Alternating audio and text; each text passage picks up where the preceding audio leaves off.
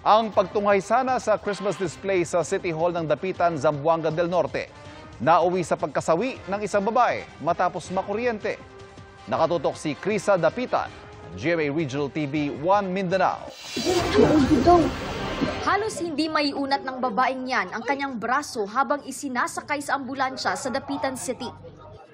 Ang 24 anyos na biktima nakuryente umano dahil sa Christmas lights sa Dapitan City Plaza. Batay sa paunang investigasyon ng Dapitan City Police, namasyal ang biktima sa plaza kasamang 5 taong gulang na pamangkin para saksihan ang Christmas decor sa lugar. Umupo raw ang biktima sa isang stainless steel railing at aksidenteng nahulog sa mga ilaw sa hardin. Umuusok pa ang bahagi ng halamanan kung saan nahulog ang biktima. Nang rumesponde ang CDRMO Dapitan at kapulisan, dinatnan nilang walang malay ang biktima. Isinugod pa siya sa ospital pero idineklarang dead on arrival.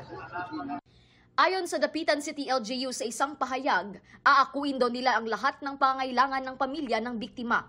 Bilang pag-iingat, pansamantalang inihinto ng LGU ang pagpapailaw sa mga dekorasyon sa City Hall Plaza para sa kaligtasan ng publiko at habang nag-iimbestiga ang pulisya at ng lokal na pamahalaan sa insidente. Para sa GMA Regional TV 1 Mindanao at GMA Integrated News, Krisa Dapitan, nakatutok 24 oras. Mga kapuso, manatili nakatutok sa balita anumang oras. Mag-subscribe sa GMA Integrated News sa YouTube.